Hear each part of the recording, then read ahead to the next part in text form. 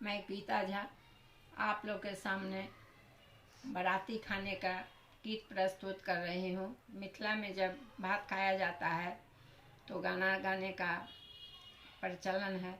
पसंद आने पर चैनल को लाइक एकदम सब्सक्राइब करने का कष्ट करें। आजू तरबे तिली कोर गे संगी, आजू तरबे तिली को, आजू तरबे तिली कोर गे संगी, आजू तरबे तिली को जे पाहुन कहियो ने आएले, जे पाहुन कहियो ने आए से